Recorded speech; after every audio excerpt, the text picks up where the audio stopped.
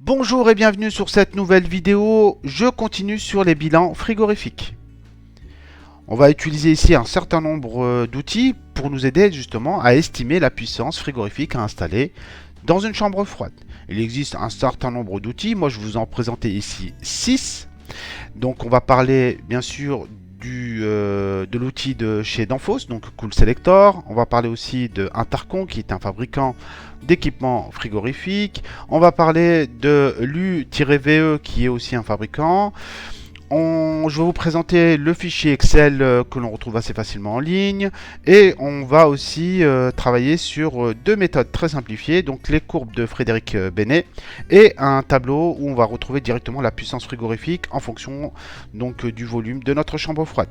Je fais une petite marche arrière et je vous rappelle donc les différents postes d'apport de chaleur que l'on a vu lors de la vidéo précédente. Donc c'est cette chaleur qu'il faudra retirer au niveau de l'évaporateur pour maintenir une bonne température dans la chambre froide.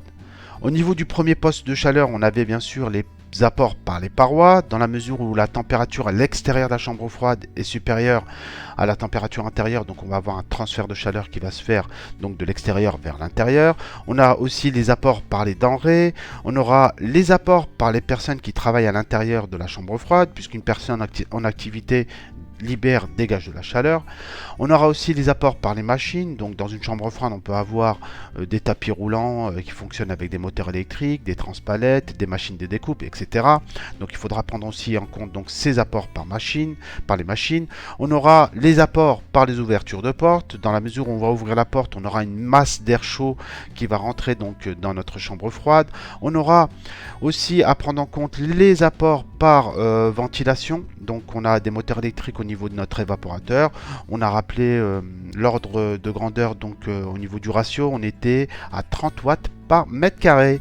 Et aussi on a des apports par renouvellement d'air, puisqu'il faudra régulièrement au cours de la journée changer l'air donc de notre chambre froide pour faire en sorte donc de retirer les polluants, le CO2, les impuretés, etc. Donc on avait également parlé de la formule pour pouvoir calculer la puissance frigorifique à installer. Donc il fallait prendre les quantités de chaleur totales journalières apportées donc par nos différents postes, donc par les parois, par les denrées, par les personnes, etc. Et diviser donc cette quantité de chaleur par le temps de fonctionnement du groupe. Donc on a dit qu'on pouvait prendre donc un temps de fonctionnement compris entre 16 et 20 heures. Alors la méthode calculatoire, moi je trouve qu'elle est très intéressante. C'est important durant votre parcours de formation de faire au moins un ou deux projets avec la méthode traditionnelle pour pouvoir justement asseoir votre culture technique et surtout pour pouvoir avoir un regard technique sur tous les outils qu'on utilise actuellement. C'est vrai que ça nous facilite énormément la tâche puisqu'on va rentrer très rapidement nos hypothèses et le logiciel va nous sortir une valeur de puissance frigorifique à installer. Mais vous, à votre niveau, c'est très important de garder justement un regard critique sur le résultat. Allez, on est parti sur un exercice d'application. Donc on est sur une chambre froide négative. On souhaite stocker de la glace congelée à moins 25 degrés. Et donc au niveau de notre dimension, on va retrouver donc une chambre froide de 10 par 10 x 3 mètres en hauteur, ce qui nous fait donc un volume de 300 mètres cubes. Et on va partir sur une densité de stockage de 300 kg par mètre cube. Et donc cela veut dire que notre chambre froide pourra accueillir jusqu'à 90 000 kg de produits. Alors nous on avait divisé cette masse par deux pour pouvoir justement laisser de la place à la circulation des employés dans la chambre froide, et donc là on tombe sur 45 tonnes de stockage. Au niveau de la rotation journalière, donc le client lui a une idée assez précise, donc il veut 10%, c'est-à-dire qu'on aura 10% de la masse de stockage qui va entrer et sortir, donc c'est-à-dire qu'on aura 4500 kg de denrées qui vont entrer et sortir de la chambre froide par jour, et on va prendre l'hypothèse que nos produits entrent à une température de moins 20. Donc ces produits bien sûr se sont réchauffés durant le transport. Même si la chaîne du froid a été respectée, on a toujours une température de livraison qui est supérieure à la température de consigne de la chambre froide. Au niveau des panneaux isolants, donc on va prendre des panneaux sandwich classiques en polyuréthane de 150 mm, puisque là on est en température négative. Au niveau de la température extérieure, donc on va prendre une température de 30 degrés. On va imaginer que la chambre froide est à l'extérieur. Et donc on va prendre l'hypothèse que nous sommes avec une personne qui travaille durant 8 heures et qui dégage 300 watts. Et on a un appareil de manutention électrique qui dégage 500 watts. Et on va prendre l'hypothèse que le compresseur marche durant 16 heures. Alors cette phase est très importante puisque poser les hypothèses dans un exercice comme ça, c'est ce qui est le plus dur. Voilà, donc là il faudra discuter avec le client et savoir exactement ce qu'il attend en termes de rotation journalière, en termes de température, etc. Et à partir du moment où vous avez fixé justement toutes ces hypothèses, vous pouvez maintenant passer à l'aspect calculatoire. Et on est parti donc pour le premier logiciel et on va utiliser Cool Selector de chez Danfoss. Alors Cool Selector, on le trouve très facilement en tapant sur n'importe quel moteur de recherche, Cool Selector, et vous voyez que vous le trouvez très facilement. Donc vous pouvez l'utiliser en ligne ou sinon vous pouvez le télécharger sur votre ordinateur. Alors moi Cool Selector, je l'ai directement installé, donc je l'ai sur mon bureau. On est parti, donc j'ouvre l'application, il va sûrement me demander à un moment ou à un autre de faire une mise à jour. Et donc là on est sur la sélection de différents éléments de chez Danfoss, ça c'est assez classique. Et on va retrouver donc ici à gauche les applications commerciales. Donc nous ce qu'on veut faire c'est un bilan frigorifique. Donc je pars sur ici chambre froide. Et là, donc, il y a une fenêtre qui s'ouvre, donc c'est l'assistant, et il me demande si je veux définir manuellement mes charges ou si je veux utiliser l'assistant. Bon, bah, je vais utiliser l'assistant. Et là, donc, première fenêtre qui s'ouvre, donc on me demande les dimensions de la chambre froide, donc on part sur 10 mètres, largeur 10 mètres, hauteur 3 mètres. Vous voyez, c'est assez rapide.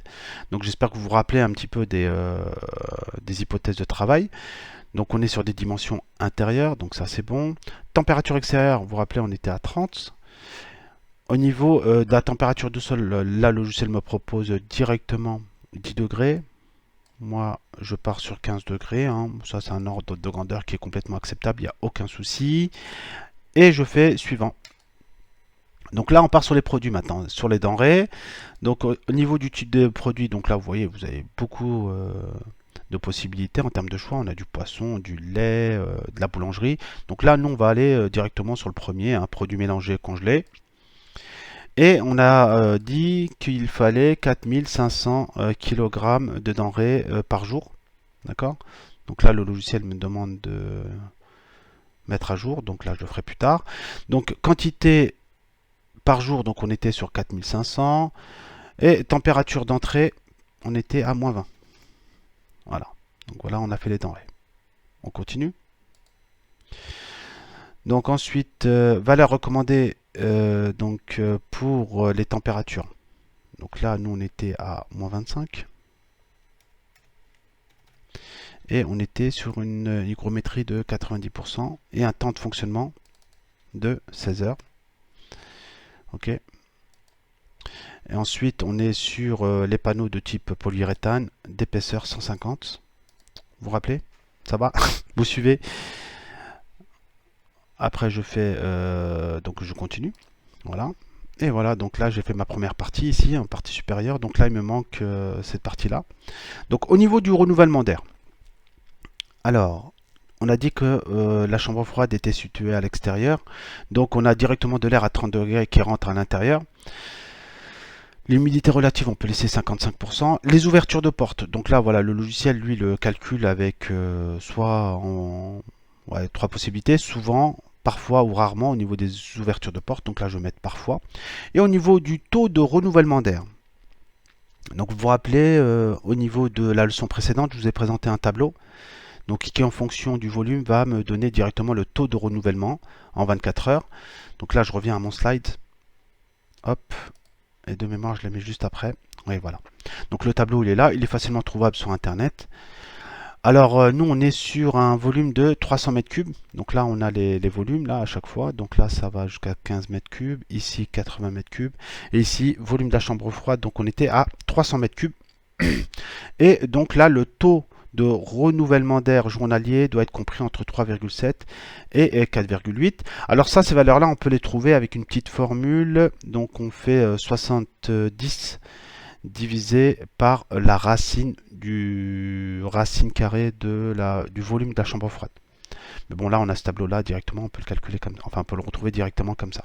Donc là, on va prendre, allez, on va prendre 4, c'est bon? Vous êtes d'accord? Allez, on est parti sur 4 en renouvellement d'air.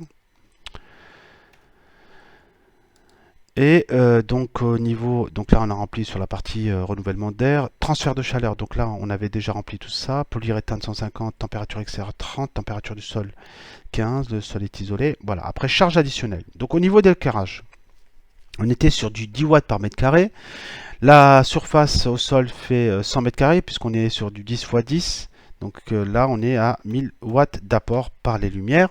Au niveau des ventilateurs, on est sur du 30 watts par mètre carré, donc là on est sur du 3000 watts en termes d'apport par les ventilateurs qui sont situés donc au niveau de l'évaporateur.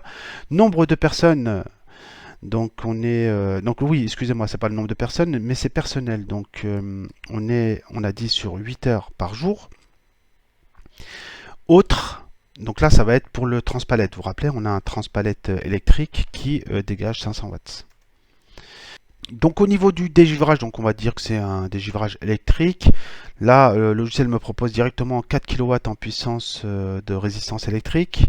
Il part sur 3 dégivrages par jour de 30 minutes, donc ça on peut laisser comme ça. Après, je sais que le logiciel là d'Enphos, pour avoir fait le calcul à part, il ne prend pas en compte la totalité de cet apport de chaleur, hein, puisque la chaleur qui va être libérée par les résistances électriques va surtout être consommé pour faire fondre la glace qui s'est déposée sur les ailettes de l'évaporateur. Donc il y a une petite partie, hein, généralement c'est entre 5 et 10% aussi, de cette chaleur-là qui va être donc placée dans les apports avec les autres, hein, avec les autres apports, renouvellement par les parois, etc. Donc là ensuite là je fais suivant. Bon là bien sûr Danfoss c'est un fabricant, donc lui il va essayer de nous placer tout de suite un équipement. Donc là on va rester sur le premier, il n'y a aucun souci. Et là donc Danfoss nous sort la puissance frigorifique à installer. Et là on est sur du 11,44 kW. Et là on a les différents apports, hein. Donc on a 2,174 kW par les infiltrations, par le renouvellement d'air. Donc voilà, au niveau de l'évaporateur, vous voyez que il prend en compte 137 watts au niveau donc des résistances. Au niveau des lumières, donc là on retrouve les valeurs qu'on a rentrées précédemment. Et donc là on va rester sur 11,44 kW de puissance frigorifique à installer selon Danfoss. Donc là je retourne sur mon slide. Et là, Danfoss, on est sur le premier. On est sur Monsieur Watt. Voilà. Donc on a fait le premier. Et donc pour les autres, on va y arriver tout doucement, gentiment. Donc la prochaine vidéo, je vous parlerai d'un Tarcon. Et donc on fera les autres méthodes au fur et à mesure. Ça sera tout pour cette vidéo. J'espère que ces quelques explications vous ont été profitables. Et je vous dis à tout de suite pour la suite. Prenez soin de vous.